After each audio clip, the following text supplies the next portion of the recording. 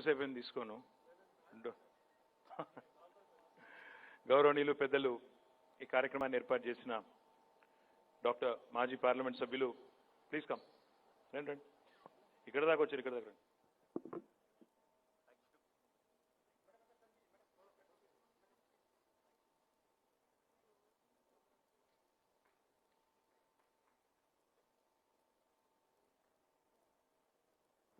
గౌరవనీయులు మాజీ పార్లమెంట్ సభ్యులు మీ అందరికీ సుపరిచితులు డాక్టర్ బూర నర్సయ్య గారు, గౌరవనీయులు మరో డాక్టర్ గారు సీనియర్ పార్లమెంటేరియన్ మాజీ పార్లమెంట్ సభ్యులు పెద్దలు డాక్టర్ మందా జగన్నాథం గారు, గౌరవనీయులు వేదిక పైన ఆసీనులైన డాక్టర్ సురేష్ గారు, అదే రకంగా డాక్టర్ మధుశేఖర్ గారు, అదే రకంగా భాస్కరరావు గారు, జిఎస్ రావు గారు, డాక్టర్ రమేష్ గారు, డాక్టర్ రవీందర్ రెడ్డి గారు, లవ్ కుమార్ రెడ్డి గారు, శ్రీనివాస్ గారు, డాక్టర్ కిషన్ రావు గారు, డాక్టర్ సుబ్రహ్మణ్యేశ్వరరావు గారు, సిఆర్కే ప్రసాద్ గారు, విజయభాస్కర్ గారు, డాక్టర్ జగదీష్ గౌడ్ గారు, డాక్టర్ శ్రీనివాస్ గారు, ఇంకా వేదిక పైన ఉన్న పెద్దలందరికీ ఎవరెవరి పేర్లు అయితే నేను చెప్పలేదో మా జూనియర్ డాక్టర్స్కి ఇంకా ఎవరెవరి పేర్లు అయితే చెప్పలేదో వాళ్ళు ఎవరు కూడా తిట్టుకోకుండా వారందరికీ వేదిక ముందున్న మీ అందరికీ ఇంత ఆలస్యమైనా కూడా ఓపికగా ఉన్న మీ అందరికీ పాత్రికేయ మిత్రులకి అందరికీ హృదయపూర్వకమైన నమస్కారాలు.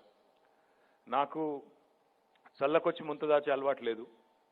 నేను వచ్చింది మిమ్మల్ని తప్పకుండా ప్రభుత్వాన్ని ఆశీర్వదించి రాబోయే 14 తారీఖు నాడు మా అభ్యర్థికి తప్పకుండా ఓటేయాలని అడగడానికి నేను వచ్చిన నిజానికి. కానీ ఎందుకు ఓటేయాలో చెప్పాల్సిన బాధ్యత కూడా నా మీద ఉంది. ఎందుకంటే मुझे घुमा फिरा के बोलना आता नहीं है. जो भी तेलुगु नहीं समझते उनके लिए बोल रहा हूँ क्योंकि हैदराबाद है. मैं सीधा बात पे आ रहा हूँ. 14 तारीख के दिन जो हमारी इलेक्शन है उसमें आपकी मदद चाहिए, उसमें आपकी आशीर्वाद चाहिए, उस वास्ते में आया. बट बताना ये भी चाहता हूँ कि क्यों आप वोट करें हमें और क्यों हमें वोट देना मिलना चाहिए. ఒకసారి దయచేసి ఇప్పుడు పెద్దలు చాలా మంది చాలా విషయాలు చెప్పారు. I respond to that. కాకపోతే తెలంగాణ ప్రభుత్వం వచ్చిన తర్వాత, తెలంగాణ రాష్ట్రం వచ్చిన తర్వాత, రాష్ట్రం రాకముందున్న పరిస్థితి, వచ్చిన తర్వాత ఉన్న పరిస్థితి కూడా చెప్పవలసిన బాధ్యత ఈ ప్రభుత్వంలో ఒక మంత్రిగా, ఈ ప్రభుత్వంలో ఒక బాధ్యుడిగా నా మీద కూడా ఉందని చెప్పి నేను అనుకుంటా ఉన్నాను. రాష్ట్రం రాకముందు ఎన్నో అనుమానాలు, ఏమవుతుంది హైదరాబాద్లో, ఇంకా ఏమవుతుంది తెలంగాణలో, టీఆర్ఎస్ అనే పార్టీకి ప్రభుత్వాన్ని నడిపే సత్తా ఉందా, పరిపాలనా సామర్థ్యం ఉందా, వీరు నడపగలుగుతారా, ఇట్లా ఎన్నో అనుమానాలు ఉండేది. ఒకసారి మీకు నేను వైద్య రంగంలో, మిగతా అన్ని రంగాల జోలికి నేను పోను, అది చెప్తే మళ్ళీ ఇంకో 2-3 గంటలు అవుతుంది. కాబట్టి వైద్య రంగంలో మాత్రమే తెలంగాణ ప్రభుత్వం సాధించిన విజయాలను మీ ముందు ఒకసారి నేను పెట్టదలుచుకున్నాను. అందులో మొట్టమొదటిది I think which is close to many of our heart. మొట్టమొదటిది నేను చెప్పదలుచుకున్నది, తెలంగాణ ప్రభుత్వం వచ్చిన తర్వాత తీసుకున్న కొన్ని ముఖ్యమైన ఇనిషియేటివ్స్ వల్ల, అది కేసీఆర్ కిట్ కావచ్చు, ఇమ్యునైజేషన్ కావచ్చు, ఇంకోటి కావచ్చు, వాటి వల్ల తెలంగాణలో MMR maternal mortality rate has come down from 93 to 63 today within a matter of 4 years.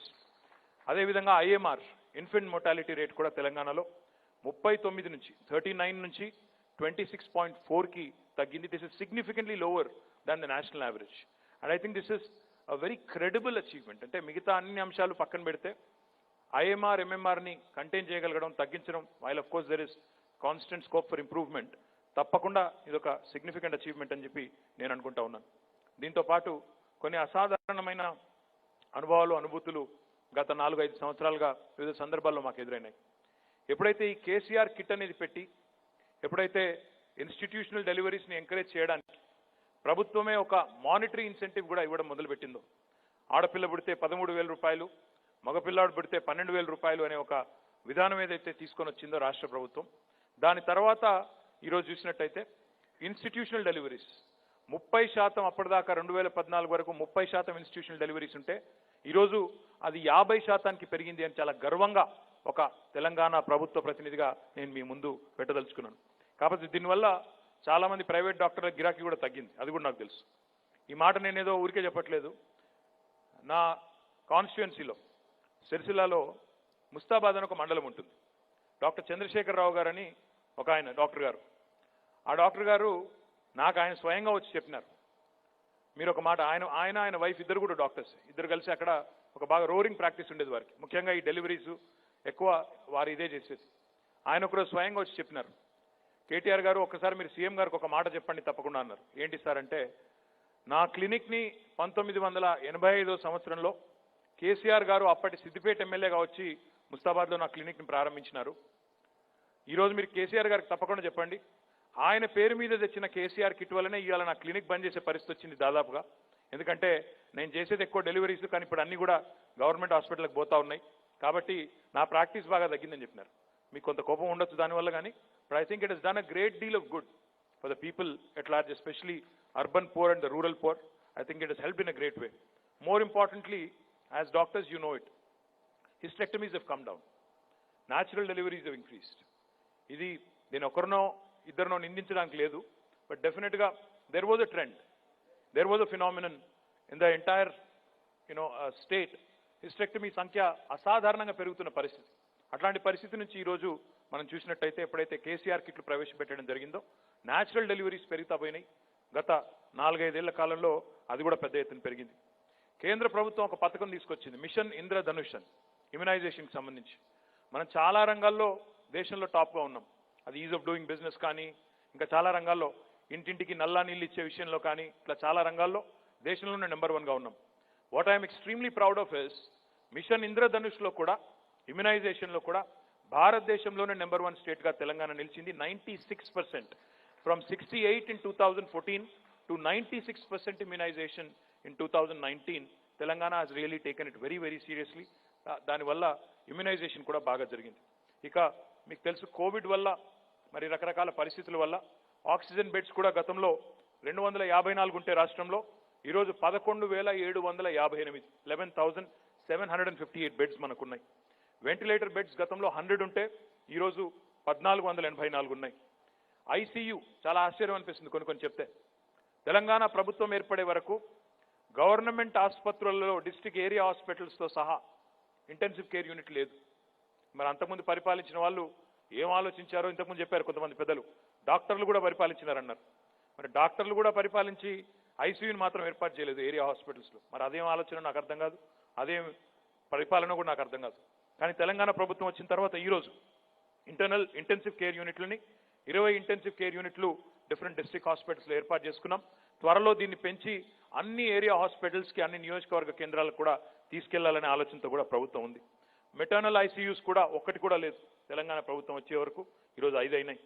Speciality ICU ఒక్కటి మాత్రమే ఉండేది, ఈరోజు 8 అయినాయి. డయాగ్నోస్టిక్ సెంటర్స్ లేవు, గవర్నమెంట్ రన్ డయాగ్నోస్టిక్ సెంటర్స్ లేవు ఇదివరకు తెలంగాణ ప్రభుత్వం వచ్చే వరకు.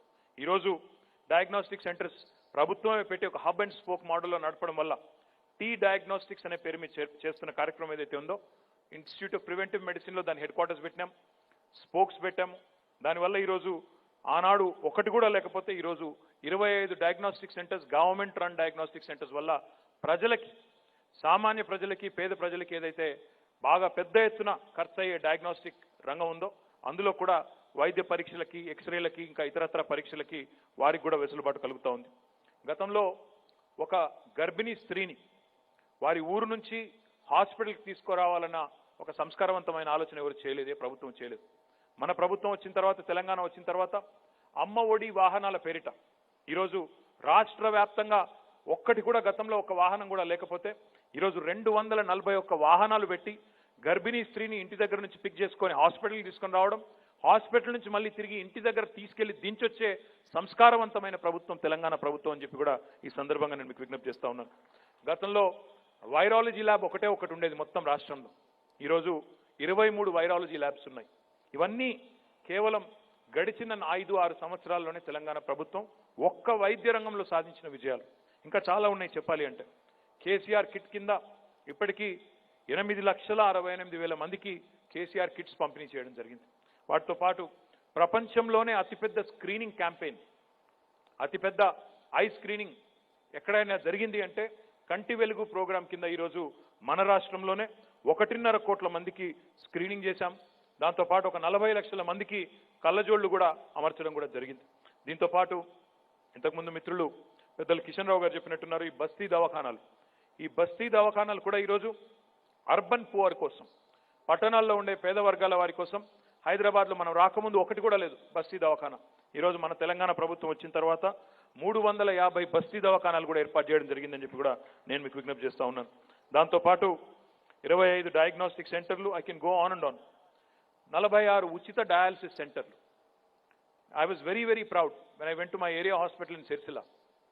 అక్కడ ఒక ఉచిత డయాలసిస్ సెంటర్ ప్రారంభోత్సవం చేయడానికి నేను పోయినాను. అక్కడ dialysis has become a major issue. Lot of patients who suffer from kidney ailments. అందులో ఒక ఆయన మా లీడరే ఉన్నారు. ఆయన పేరు సాబిర్. ఆ సయ్యద్ సాబిర్ గారు అని ఉంటారు, మాజీ కౌన్సిలర్ సిరిసిల్లలో. ఆయన కూడా డయాలసిస్ పేషెంట్. ఆయన బాధపడుతూ కళ్ళలో నీళ్లు పెట్టుకొని చెప్పినారు, అన్నా నేను ఇదివరకు అయితే కరీంనగర్కు హైదరాబాద్కు పోవాల్సి వచ్చేది, లేదా ఇక్కడ ప్రైవేట్ హాస్పిటల్ పోయి ప్రతి వారం నేను డయాలసిస్ చేయించుకోవాల్సిన పరిస్థితి ఉండేది. కానీ ఈరోజు కేసీఆర్ గారికి చాలా ధన్యవాదాలు.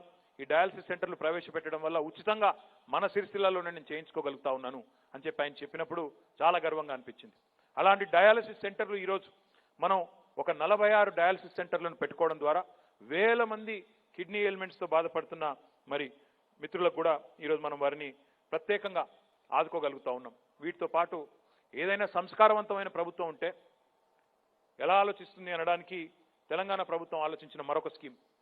ఈరోజు తెలంగాణలో దేశంలో ఎక్కడన్నా ఉన్నాయో లేవో నాకు తెలియదు, ఒక మనిషి చనిపోతే ఆ డెడ్ బాడీని కూడా ఇంటి దగ్గర ఉచితంగా దించొచ్చేదానికి హెయిర్ సేవ్ వెహికల్స్ కూడా పెట్టిన ప్రభుత్వం, మనసున్న సంస్కారవంతమైన ప్రభుత్వం. ఒక 50 వాహనాలు పెట్టింది తెలంగాణ ప్రభుత్వం అని చెప్పి కూడా నేను మీకు విజ్ఞప్తి చేస్తా ఉన్నాను. ఇంకా చాలా ఉన్నాయి. కాలేజీ హెల్త్ యూనివర్సిటీ కానీ, తెలంగాణ రాకముందు 5 మెడికల్ కాలేజీలు ఉండేది మొత్తం రాష్ట్రంలో, government run medical colleges. I'm not talking about private medical colleges. 5 ఉండేది. తెలంగాణ వచ్చిన తర్వాత ఆ 5ంటికి రెట్టింపు చేస్తూ ఈరోజు 10 మెడికల్ కాలేజీలు మనం పెట్టుకున్నాం. అందులో 2 పూర్వ నల్లగొండ జిల్లాలో, ఒకటి సూర్యాపేటలో, మరొకటి నల్లగొండలో, ఇంకొకటి మహబూబ్ నగర్లో, మరొకటి సిద్దిపేటలో. ఇవన్నీ కూడా మనం ఏర్పాటు చేసుకోవడం జరిగింది. దీంతో పాటు ఆనాడు 700 ఎంబీబీఎస్ సీట్లు ఉండేది గవర్నమెంట్ మెడికల్ కాలేజెస్లో. ఈరోజు 1650 మెడికల్ సీట్లు గత 5 ఏళ్లలోనే మనం సాధించుకున్నాం. అంటే 60 ఏళ్లలో 700 మెడికల్ సీట్లుంటే, ఎంబీబీఎస్ సీట్లుంటే ఈరోజు అది 5 ఏళ్ల లోపలనే తెలంగాణ ప్రభుత్వం వచ్చిన తర్వాత కేసీఆర్ గారి నాయకత్వంలో 1650 మెడికల్ సీట్లు అయినాయి. గతంలో పీజీ సీట్లు 531 ఉంటే ఈరోజు 835 పీజీ సీట్లు అయినాయి. సూపర్ స్పెషాలిటీ సీట్లు గతంలో 58 ఉంటే ఇప్పుడు 86 అయినాయి. అదే రకంగా ఇంకా కొంత స్టైపెండ్ కూడా పెంచుకున్నాం. దాంతోపాటు మెడికల్ పీజీ విద్యార్థులు కూడా ఏడాది పాటు ఉచితంగా ప్రభుత్వంలో పనిచేయాలనే ఒక నిబంధనను కూడా ప్రభుత్వం తొలగించింది. ఇంకా చెప్పాలంటే చాలా ఉన్నాయి. బ్లడ్ బ్యాంక్స్ ఉన్నాయి, లివర్ ట్రాన్స్ప్లాంట్ కానీ, హార్ట్ ట్రాన్స్ప్లాంట్ కానీ, స్పెషాలిటీ ట్రామా ఐసీయూలు కానీ, ఇవన్నీ కూడా ఉన్నాయి. ఎంత ప్రొయాక్టివ్గా మన గవర్నమెంట్ పనిచేసింది అంటే, ఓఆర్ఆర్ మీద యాక్సిడెంట్లు ఎక్కువ అవుతా ఉన్నాయని చెప్పి మీడియాలో వచ్చింది వార్త. వచ్చిన తర్వాత నేను మన హెల్త్ డిపార్ట్మెంట్తో మాట్లాడి, హెల్త్ మినిస్టర్ గారు ఈటెల రాజేంద్ర గారితో మాట్లాడి నేనేం ప్రపోజ్ చేసినా అంటే, 10 కిలోమీటర్లకు ఒకటి చొప్పున ఒక ట్రామా కేర్ సెంటర్ పెడదాం హెచ్ఎండి ఆధ్వర్యంలో. ఎక్కడ యాక్సిడెంట్ అయినా వెంటనే క్షణాల్లో ఒక వాహనం చేరుకొని అక్కడి నుంచి ఆ గోల్డెన్ అవర్ ఏదైతే ఉంటుందో మనం దాన్ని కూడా సద్వినియోగం చేసుకుని ప్రాణాలు కాపాడాలన్న ఉద్దేశంతో ఒక 10 ట్రామా కేర్ సెంటర్లు ఇప్పటికే ప్రారంభించాం. తొందరలోనే హెలి అంబులెన్స్ కూడా ప్రారంభించాలన్న ఆలోచనతో ప్రభుత్వం ఉంది. అంటే ఈ రకంగా ఒక ఆలోచన కలిగిన ప్రభుత్వంగా, ముందు చూపు కలిగిన ప్రభుత్వంగా, ప్రభుత్వ వైద్య రంగంలో మంచి విశిష్టమైన సేవలు అందించి వేదిక మీద కూర్చున్న ప్రైవేట్ ఆసుపత్రులతో కూడా పోటీపడే విధంగా మరి ఈరోజు రాష్ట్ర ప్రభుత్వం చాలా కార్యక్రమాలు తీసుకోవడం వల్లనే ఈరోజు వైద్య రంగంలో ఇందాక నేను చెప్పినట్టు చాలా విజయాలు కూడా సాధించుకున్నాం. ఇంకా చేయాల్సిన పని లేదా అంటే చాలా పని ఉంది. ఎందుకంటే 60-65 ఏళ్లలో చేయలేని అద్భుతాలన్నీ 6 ఏళ్లలో అయిపోతాయి అనుకోవడం కూడా అది కొద్దిగా అట్లా ఊహించడం కూడా అసాధారణం అవుతుంది. కానీ ఇంకా చేయాల్సిన పని చాలా ఉంది. నా డ్రీమ్ ఏంటి అంటే, తెలంగాణలోని ప్రతి పౌరుడి యొక్క డిజిటల్ హెల్త్ ప్రొఫైల్ ఒక క్లౌడ్ నెట్వర్క్లో పెట్టి, అది ప్రైవేట్ హాస్పిటల్స్ కానీ గవర్నమెంట్ హాస్పిటల్స్ కానీ అందరి దగ్గర కూడా తెలంగాణలోని ప్రతి పౌరుడి డిజిటల్ హెల్త్ ప్రొఫైల్ ఉండాలి. అందులో బేసిక్ ఇన్ఫర్మేషన్ ఉండాలి. ఆ మనిషి ఎవరు, ఆయనకి ఏమైనా మెడికల్ ప్రీ కండిషన్స్ ఉన్నాయా, ఆయనకి ఏమైనా అలర్జీస్ ఉన్నాయా, ఇలాంటివన్నీ కనీసం తెలుసుకుంటే ఒక యాక్సిడెంట్ కానీ, ఒక ఎమర్జెన్సీ కానీ ఏదైనా ఉన్నప్పుడు ఆ మనిషి రాగానే ఒక ఐరిస్ స్కాన్ కానీ, ఒక ఫింగర్ ప్రింట్ ద్వారా కానీ ఆ రికార్డ్ మనం if you can pull it up, then ఇమీడియట్గా నాకు ఒకవేళ పెన్సిలిన్ అలర్జీ ఉందనుకోండి, వెంటనే మీరు దాన్ని అవాయిడ్ చేస్తూ వెంటనే ఒక వైద్యం ఏ రకంగా తీసుకోవాలని ఒక నిర్ణయం తీసుకోవచ్చు. ఆ రకమైన ఆలోచనతో ఒక మంచి ఎజెండాతో ముందుకు పోవాలనే ఆలోచనతో కూడా ప్రభుత్వం ఉంది. ఆ ప్రూఫ్ ఆఫ్ కాన్సెప్ట్ ఒక పైలట్ ప్రాజెక్ట్ కూడా నా జిల్లాలోనే చేయాలని చెప్పి నేను మన హెల్త్ మినిస్టర్ గారు ఈటెల రాజేంద్ర గారిని కూడా కోరినాను. గతంలో లక్ష్మారెడ్డి గారు ఉన్నప్పుడు కూడా వారిని కూడా కోరడం జరిగింది. తప్పకుండా ఈ కార్యక్రమం కూడా చేయవలసిన అవసరం ఉంది. దాంతోపాటు గౌరవనీయులు కేసీఆర్ గారు మాటిచ్చి ఉన్నారు, ప్రతి జిల్లా కేంద్రంలో కూడా ఒక నిమ్స్ స్థాయి హాస్పిటల్ పెడతామని చెప్పారు. Definitely we are committed to it. We want to enhance government healthcare sector. We want to ensure that every constituency has at least a 100-bedded hospital, every mandal has a 30-bedded hospital, and every district headquarter has a 500-bedded hospital which can cater as a tertiary care hospital to the relevant people in the district. ఈ రకమైన ఆలోచన చేసినప్పుడు అది primary కానీ secondary కానీ tertiary care కానీ మూడింటిని కూడా ఒక ఆలోచనతో ఒక విజన్తో గనక మనం పనిచేయగలిగితే డెఫినెట్గా వైద్య రంగంలో కూడా ప్రజలు ఆశించిన స్థాయిలో మార్పు తీసుకొచ్చే అవకాశం ఉంది. కొంత పురోగతి జరిగింది. ఇప్పుడే నేను చెప్పాను, ఏమేమి చేసినామో చెప్పినాను. ఇంకా ఏం చేయాలో కూడా నేను మీకు చెప్పవలసిన అవసరం ఉందని అనుకుంటా ఉన్నా. కానీ బాధాకరం ఏమంటే మనమేమో పని చేసుకుంటూ పోతున్నాం. 5-6 ఏళ్లుగా మా పని మేము చేసుకుంటూ శ్రద్ధతో ఇంటింటికి మంచినీళ్ళు ఇచ్చే కార్యక్రమం, దానివల్ల కూడా వైద్యులకు గిరాకీ తగ్గుతుంది మాకు తెలుసు. ఎందుకంటే lot of diseases are water borne diseases అనే బాధ లేకుండా మరి ఈరోజు ఇంటింటికి నల్లా నీళ్లు పెట్టి పోర్టబుల్ సేఫ్ డ్రింకింగ్ వాటర్ ఇచ్చి ఆ రకంగా వాటర్ బార్న్ డిసీజెస్ను కూడా తగ్గించగలిగింది తెలంగాణ ప్రభుత్వం. 60-65 ఏళ్లలో నల్గొండ జిల్లాలో 2-2.5 లక్షల మంది స్కెలిటల్ ఫ్లోరోసిస్తో డెంటల్ ఫ్లోరోసిస్తో బాధపడి బొక్కల్లో మూలుగు తెచ్చిపోయి నడుములు వంగిపోయి వికలాంగులుగా మారిపోతే గత ప్రభుత్వాల హయాంలో మేము వచ్చిన 3 ఏళ్ల కాలంలోనే ఈరోజు గర్వంగా చెప్తా ఉన్నాను, తెలంగాణలో ఏ విలేజ్లో కూడా ఫ్లోరోసిస్ లేకుండా చేయగలిగింది. ఆ మహమ్మారిని తరిమింది కూడా కేసీఆర్ గారి ప్రభుత్వం అని గర్వంగా చెప్తా ఉన్నా. ఇది నేను చెప్పడం కాదు, ఢిల్లీలో పార్లమెంట్లో కేంద్ర ప్రభుత్వమే లెక్కల ద్వారా ఇచ్చింది. How many villages are affected in Telangana still by fluorosis అంటే 0 అని చెప్పింది కేంద్ర ప్రభుత్వం. మాకు నేను సర్టిఫికేట్ ఇచ్చుకోవట్లేదు. దాంతోపాటు ఎప్పుడు ప్రతి సంవత్సరం ఒక వార్త ఉండేది, ఆదిలాబాద్ ఏజెన్సీ ఏరియాలో అంటురోగాలు అనే వార్త ఉండేది. కానీ గడిచిన 3-4 ఏళ్ళుగా మీరు అది చూడడం లేదు ఆ వార్త. ఎందుకు అంటే ద గవర్నమెంట్ హెస్ బిన్ ప్రోయాక్టివ్గా అక్కడ తీసుకోవాల్సిన మెజర్స్ ఏంటి, అక్కడ ఏ రకమైన కార్యక్రమాలు చేయాలి, ఇవన్నీ కూడా ముందు చూపుతో వైద్య శాఖ మంత్రి గారు ఈటెల రాజేందర్ గారి నాయకత్వంలో అక్కడ కూడా ముందే చర్యలు తీసుకోవడం వల్ల ఈరోజు ఆ ఏజెన్సీల్లో అంటురోగాలు అనే హెడ్లైన్లు చూడాల్సిన దుస్థితి కూడా మనకు తప్పింది. ముఖ్యమంత్రి గారు తీసుకున్న పల్లె ప్రగతి కార్యక్రమం కావచ్చు, పట్టణ ప్రగతి కార్యక్రమం కావచ్చు, ఈ 2 కార్యక్రమాల వల్ల కూడా పారిశుద్ధ్యం పట్టణాల్లో పల్లెల్లో శానిటేషన్ ఇంప్రూవ్ అయింది. దానివల్ల కూడా ఈరోజు ఇంకా ఇతరత్ర ఇన్ఫెక్షన్స్ డిసీజెస్ కానీ ఇవన్నీ కూడా తగ్గినాయి. But I think one of the biggest things which I forgot to mention, in fact నేను మొదలే చెప్దాం అనుకున్నాను, ఐ థింక్ ఈ కోవిడ్ని కంటైన్ చేసిన విధానం కూడా చాలామంది చాలా మాటలు అన్నారు. కోవిడ్ విషయంలో కూడా ఇనీషియల్గా ముఖ్యమంత్రి గారు తీసుకున్న చొరవ కానీ గవర్నమెంట్ తీసుకున్న చొరవ కానీ మీ అందరి పడ్డ శ్రమ కానీ I think you guys deserve a big round of applause for working through COVID over the last 1 year. When the entire country was in a panic mode, భారతదేశం ప్రపంచం మొత్తం అయోమయ స్థితిలో భయోత్పాతమైన పరిస్థితుల్లో కోవిడ్ ఏం చేస్తుందో తెలియని పరిస్థితిలో ఉన్నప్పుడు నిర్విరామంగా పనిచేసింది మీరు. దానికి ఆనాడు ముఖ్యమంత్రి గారు కూడా ఎప్పటికప్పుడు ప్రజలకు ధైర్యం చెప్తూ ఎప్పటికప్పుడు మన వైద్య శాఖను కూడా ప్రోత్సహిస్తూ వైద్య రంగంలో ఉండే వైద్యులు కానీ అదే రకంగా ఇతర పారామెడికల్ సిబ్బంది కానీ నర్సింగ్ స్టాఫ్ కానీ ఇతర సిబ్బంది కానీ అందరినీ కూడా ప్రోత్సహిస్తూ మరి ఎప్పటికప్పుడు ముందుండి నడిపించడం జరిగింది.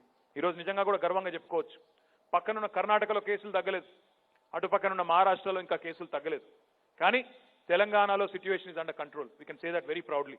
నేను చుట్టూ చూస్తా ఉన్నా, మీరందరూ వ్యాక్సిన్ తీసుకున్నట్టున్నారు, అందుకే మాస్క్లు వేసుకుంటలేరు. నేను తీసుకోలేదు ఇంకా, but I'm also feeling safe. నేను కూడా I'm feeling safe, therefore I'm also of late కొద్దిగా మాస్క్ వేసుకోకుండానే తిరుగుతా ఉన్నాం. నా విజ్ఞప్తి ఏమంటే మీతో, ఈ ప్రభుత్వం పనిచేసే ప్రభుత్వం, ఈ ప్రభుత్వం సిస్టమేటిక్గా సిన్సియర్గా ఒక్కొక్క మౌలిక రంగం మీద దృష్టి పెట్టి పనిచేస్తున్న ప్రభుత్వం.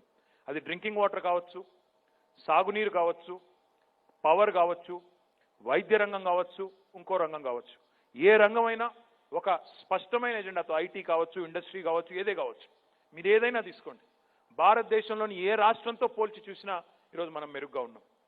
మరి ఇట్లాంటి ప్రోగ్రెసివ్ స్టేట్కి, ఇట్లాంటి ప్రగతిశీల రాష్ట్రానికి, ప్రగతి కాముక రాష్ట్రానికి కేంద్ర ప్రభుత్వం మద్దతు ఇవ్వాలా లేదా ఒకసారి మీరు ఆలోచించండి. నేను ఈరోజు ఉదయమే కొన్ని స్టాటిస్టిక్స్ కూడా బయటపెట్టాను. ఎట్లా ఉంది పరిస్థితి అంటే, ఈ 6-6.5 సంవత్సరాల్లో ఎన్నోసార్లు అడిగాం, ఎన్నో విజ్ఞప్తులు చేశాం, కానీ కేంద్రం నుంచి మాత్రం సహకారం రావడం లేదు. 157 మెడికల్ కాలేజీలు మొన్ననే మంజూరు చేసినారు కేంద్ర ప్రభుత్వం. I think about 10-15 days ago. భారతదేశం మొత్తంలో 157 మెడికల్ కాలేజీలు, గవర్నమెంట్ మెడికల్ కాలేజీలు, సెంట్రల్ గవర్నమెంట్ ఫండెడ్ మెడికల్ కాలేజీలు మంజూరు చేశారు. తెలంగాణకి ఎన్ని వచ్చినాయో తెలుసా అందులో మీకు? గుండు సున్నా. ఒకటంటే ఒకటి రాలేదు. 7 మెడికల్ కాలేజీలు అడిగాం, సున్నా. భారతదేశంలో కొత్తగా 7 ఇండియన్ ఇన్స్టిట్యూట్ ఆఫ్ మేనేజ్మెంట్లు మంజూరు చేశారు. తెలంగాణకి ఎన్ని వచ్చినాయి తెలుసా? సున్నా. భారతదేశంలో కొత్తగా 2 ఐసర్లు మంజూరు చేశారు. తెలంగాణకు వచ్చింది సున్నా. National institute of design bifurcation కంటే ముందు హైదరాబాద్లో ఒక సెంటర్ అప్పుడే శాంక్షన్ అయింది. కానీ బైఫర్కేషన్ కాగానే దాన్ని ఆంధ్రప్రదేశ్కి తరలించారు. మనకు కూడా కొత్తగా నేషనల్ ఇన్స్టిట్యూట్ ఆఫ్ డిజైన్ ఇమ్మంటే 5 ఎన్ఐడీలు మంజూరు అవుతే దేశవ్యాప్తంగా మనకు ఒక్కటంటే ఒకటి కూడా ఇవ్వలేదు. 82 నవోదయ పాఠశాలలు మంజూరు అవుతే దేశంలో మనం గత 6 సంవత్సరాలుగా అడుగుతా ఉన్నాం, ఒక్కటంటే ఒక్కటి కూడా తెలంగాణకి ఇవ్వలేదు. ట్రైబల్ యూనివర్సిటీ తెలంగాణ కోసం ఆంధ్రప్రదేశ్ పునర్విభజన చట్టంలో కేంద్రం ఇచ్చిన మాట, కేంద్రం ఇచ్చిన వాగ్దానం, కానీ ఇంతవరకు నెరవేరలేదు. ITIR information technology investment region Hyderabad కోసం, బెంగళూరు కోసం, కటక్ కోసం, వైజాగ్ కోసం యూపీఏ ప్రభుత్వం దిగిపోతూ మంజూరు చేసిన ఒక మంచి కార్యక్రమం. దాన్ని అమలు చేయాలని చెప్పి కాలికి బల్బం కట్టుకొని తిరిగాం. ప్రధానమంత్రిని కలిసినాం, ఐటీ మంత్రిని కలిసాం, ఫైనాన్స్ మినిస్టర్ని కలిసాం కేంద్రంలో. 6 ఏళ్ల తర్వాత చావు కబురు చల్లగా చెప్పినారు, ఇది రద్దు చేసినాము.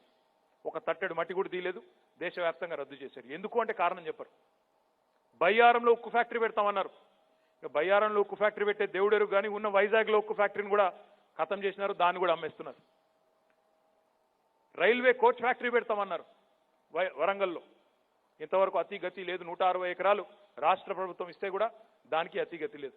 కానీ మాటలు మాత్రం గొప్పగుంటాయి, అద్భుతమైన డైలాగులు, అద్భుతమైన మాటలు.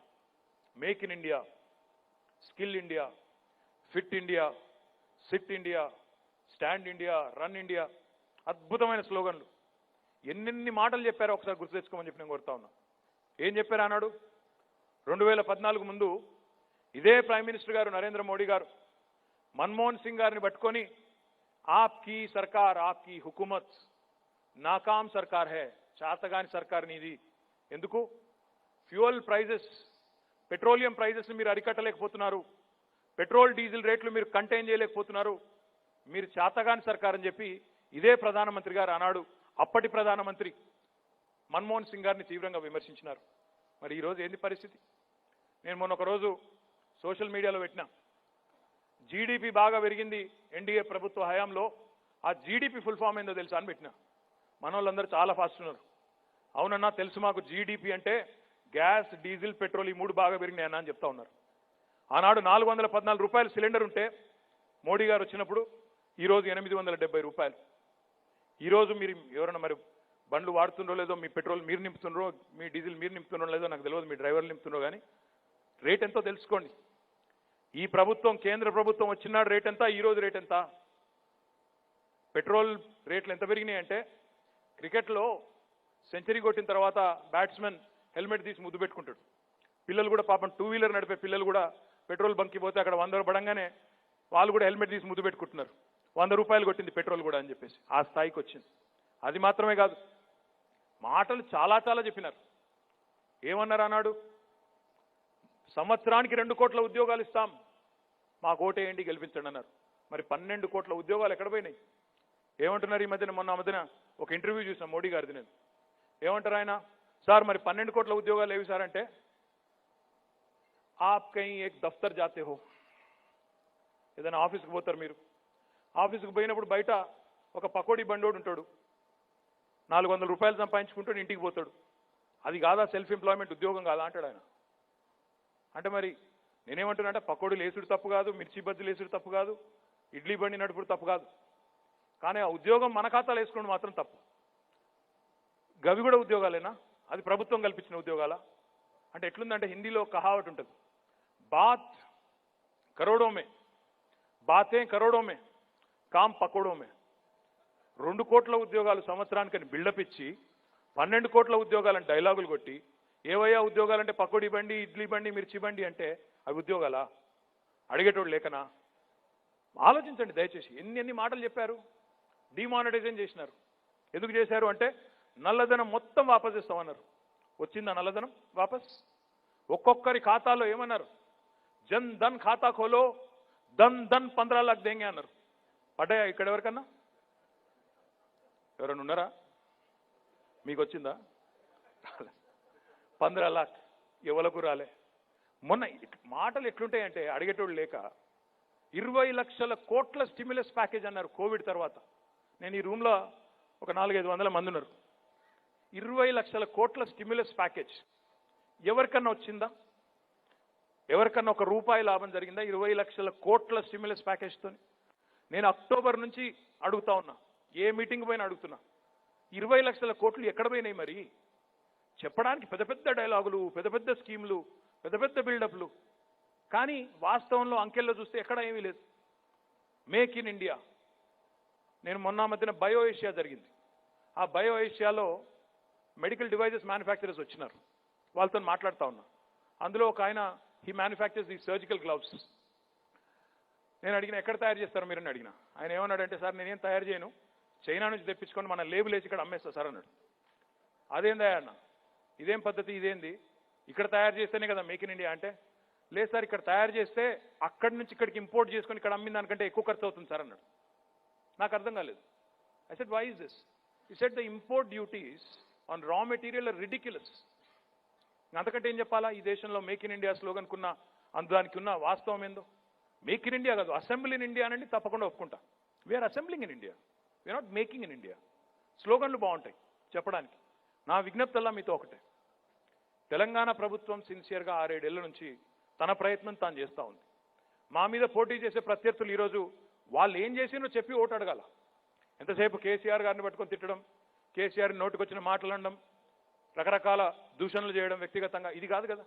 నేను ఇప్పుడు మీ ముందు ఒక రిపోర్ట్ పెట్టినా, మేమేం చేసినామో చెప్పినా, వాళ్ళు ఏం చేయలేదో కూడా చెప్పినా. I request my opponents to do the same thing. మేమేం చేయలేదో చెప్పండి, ఎట్ ద సేమ్ టైం మీరేం చేశారో కూడా చెప్పండి, చెప్పి ఓటు అడగండి. బికాజ్ అల్టిమేట్గా మీరందరూ విద్యావంతులు, ఆలోచన పరులు. మీరు అనుకుంటే డెఫినెట్గా మీరు ఆలోచిస్తే ప్రభుత్వాల్లో కూడా ఆలోచన వస్తుంది, మార్పు వస్తుంది. అందరూ గమనిస్తున్నారు ప్రజలు. ఇంతకుముందు నర్సయ్య గారు చెప్పారు, ఎడ్యుకేటెడ్ ఓటర్స్తో ప్రాబ్లం ఏంటంటే we have become armchair critics. We look at some leader, some minister on the television screen, వీళ్ళంగా ఇమీడియట్ కామెంట్ పక్కన ఎవరుంటే వాళ్ళతో, వీడు దొంగ. ఓకే, అంతా బాగానే ఉంది. మరి మీరేం చేస్తున్నారు? ఓటుకి రారు, ఓట్లలో పాల్గొనరు. ఇప్పుడు గ్రాడ్యుయేట్ ఎమ్మెల్సీ ఎలక్షన్ ముందు కూడా 3 రోజులు హాలిడేస్ ఉన్నాయి. శివరాత్రి ఉంది, శివరాత్రి తెల్లారి జాగారం చేసే వాళ్ళకి హాలిడే, తర్వాత సాటర్డే ఉంది, తర్వాత సండే. 4 days హాలిడేస్ వస్తే ఎడ్యుకేటెడ్ అందరూ ఏం చేస్తారు? హైదరాబాద్లో భార్య పిల్లల్ని తీసుకొని గోవాకో లేకపోతే ఇంకొక అడుకో వెళ్ళిపోతారు. కానీ మళ్ళీ వచ్చి మాత్రం గెలిచినోడు దొంగ. ఏం లాభం? తర్వాత మీరు అనుకునేం లాభం, మీరు అనేం లాభం? మీకు నిజంగా డెమోక్రసీలో ఎప్పుడుంటుంది రైట్ అంటే, if you participate, if you actually take a stand, then డెఫినెట్గా మీకు క్వశ్చన్ చేసే రైట్ ఉంటుంది. Because only those people who show up count. Others who do not participate, others who do not exercise their basic franchise vote, you do not count. మీరు తర్వాత గొంతు చించుకున్నా, కంఠశోష పెట్టినా, అది కంఠశోషనే తప్ప ఏమీ కాదు. నా విజ్ఞప్తి దయచేసి ఇక్కడికి వచ్చిన మిత్రులందరితో కూడా ఏమంటే, దయచేసి పనిచేసే ప్రభుత్వాన్ని, పనిచేస్తున్న కేసీఆర్ గారి ప్రభుత్వాన్ని, మేము మీ ముందు పెట్టిన గ్రాడ్యుయేట్ ఎమ్మెల్సీ అభ్యర్థులు డాక్టర్ పల్లా రాజేశ్వరరెడ్డి గారు, ఇక్కడ వాణీదేవి గారు, ఇద్దరు కూడా ఎడ్యుకేషనిస్టులు, ఉన్నత విద్యావంతులే కాదు, విద్యా సంస్థలు నడిపి అన్ని రకాలుగా ఒక గ్రాడ్యుయేట్ ఓటుకి అన్ని రకాల అర్హత కలిగిన ఇద్దరిని అభ్యర్థులుగా మీ ముందు పెట్టినాం. దయచేసి నేను మిమ్మల్ని కోరేది, 14వ తారీఖు రోజు హాలిడే, సండే కాబట్టి హాలిడే అనుకోకుండా తప్పకుండా అందరూ కూడా please show up to vote. Please ensure that these 2 candidates get elected with a good majority. And I assure you, మీరు మిక్సోపతి గురించి చెప్పారు, ఇంకా జూనియర్ డాక్టర్స్ వాళ్ళ స్టైపెండ్ గురించి చెప్పినారు. కిషన్ రావు గారు చిన్న చిన్న హాస్పిటల్స్ని కూడా ఎస్టీపీలను సతాయిస్తున్నారని చెప్పారు. ఇట్లాంటి సమస్యలు ఏవైతున్నాయో ఇవి మీరు ఎప్పటికప్పుడు మాకు చెప్తే, because there is a cabinet sub committee on health headed by health minister గారు, అందులో నేను కూడా మెంబర్గా ఉన్నాను, పంచాయతీరాజ్ మినిస్టర్ గారు కూడా ఉన్నారు. I will request the honourable minister health Etela Rajender గారు టు కండక్ట్ అ మీటింగ్. మిమ్మల్ని కూడా ఇప్పుడు మీరు నాకు 3-4 రిప్రజెంటేషన్స్ ఇచ్చారు. తప్పకుండా we will call you, we will discuss with you, because this is your government. మీ గవర్నమెంట్, ఈ government, we believe in participatory governance. So తప్పకుండా మీ సలహాలు, మీ సూచనలు, మీ బాధలు, మీ సాధక బాధకాలు ఇవన్నీ కూడా అర్థం చేసుకొని మీకు, ప్రజలకు, మీకు, ఎందుకంటే కిషన్ రావు గారు, I differ with you on one thing. మీరు మాట అన్నారు, మేము చేసేది సర్వీస్ కాబట్టి మాకు మీరు కమర్షియల్ రేట్స్ ఎట్లా వేస్తారు మున్సిపాలిటీ వాళ్ళు అన్నారు. Let us also introspect. సామాన్యుడు అట్లా అనుకుంటున్నాడా లేడా అనేది కూడా మనం ఆలోచించుకోవాలి. ఈరోజు ఒక కార్పొరేట్ హాస్పిటల్కో ప్రైవేట్ హాస్పిటల్కో పోతే అక్కడ ఉన్న ఛార్జీలు కానీ ఇంకోటి కానీ మనం we have not put up a cap, we have not appointed a regulatory commission like some other governments in the country. But డెఫినెట్గా దట్ నీడ్స్ టు బి రీథాట్. ఎందుకంటే ఇప్పుడున్న పరిస్థితుల్లో మన ప్రైవేట్ రంగంలో అందుతున్న వైద్య సేవల్ని సర్వీస్గా సామాన్యుడు భావిస్తున్నాడా లేదా, you don't have to answer me, I think you have to answer your self. ఎందుకంటే నేను చూస్తూ ఉంటాను డైలీ, ట్విట్టర్లో కూడా నేను చూస్తూ ఉంటాను, మెడికల్ ఎమర్జెన్సీస్ అప్పుడు ఇంతింత డబ్బులు అవుతున్నాయి, నాకు దయచేసి సహాయం చేయండి ముఖ్యమంత్రి సహాయ నిధి ద్వారా అని చెప్పి చాలామంది మాకు అప్రోచ్ అవుతూ ఉంటారు. Hospital bills are in lakhs of rupees. అలాంటప్పుడు మనం కూడా ఆలోచించాలి ఏ రకంగా. ఇప్పుడు ఆయుష్మాన్ భారత్ వచ్చింది, ఆరోగ్యశ్రీ ఉంది, ఇందులో కొన్ని క్యాప్స్ ఉన్నాయి. ఇవన్నీ కూడా I think these need to be discuss, these need to be thought out. మీ ఉద్దేశం ఏముంటుందంటే, మీ ఆలోచన ఏముంటుందంటే, మాకు కూడా అవుతుంది కదా, బర్డన్ అవుతుంది కదా. ఇప్పుడు నేను ఒక సూపర్ స్పెషలిస్ట్ని తీసుకుని రావాలంటే to retain him I have to pay him well, so my cost are justified అని మీరు అంటారు. జిఎస్ రావు గారిని అడిగినా, భాస్కర్ రావు గారిని అడిగినా, ఎందుకంటే మాది పెద్ద ఎస్టాబ్లిష్మెంటు, మా తలకాయ నొప్పులు మాకుంటాయి, శీత కష్టాలు శీతవి, పీత కష్టాలు పీతవని, ఎవరి బాధలు వాళ్ళకు ఉంటాయి, మీకు మేమేం చెప్పాలని వాళ్ళు అంటారు మేము కలిసినప్పుడు అప్పుడప్పుడు మాట్లాడుతున్నప్పుడు. సో ఎవరి బాధలు వాళ్ళకు ఉంటాయి కానీ, but at the same time I think we have to find middle ground. చిన్న హాస్పిటల్స్ కానీ పెద్ద హాస్పిటల్స్ కానీ ఒకటే ఘటన కట్టలేం. Naturally like you said, anybody who's below 15 beds ఆయన నువ్వు ఎస్టీపీ పెట్టమంటే ఆయన వయబిలిటీ పోతుంది. ఇక ఆయన ఏదో లోకల్ వాళ్ళని మేనేజ్ చేసుకుని అది చేసుకుని ఆయన నడుపుతూ ఉంటాడు, which is unjust and unwanted.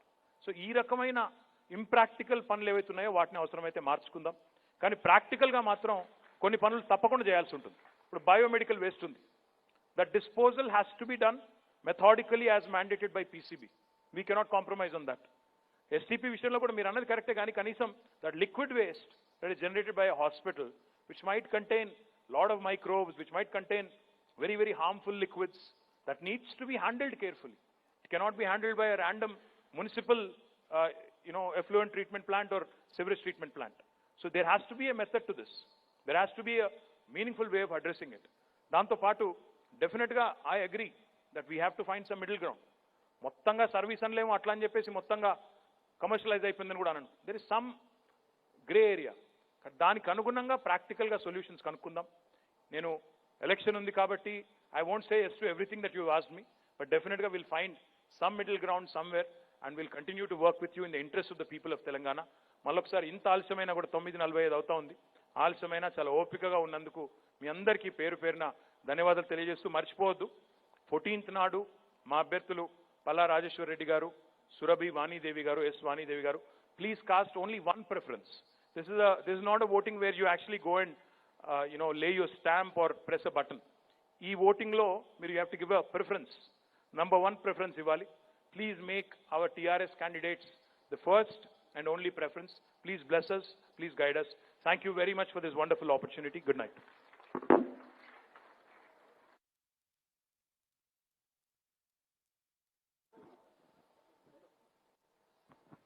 Please 1 minute before we conclude. Dinner is ready. It's just 2 minutes.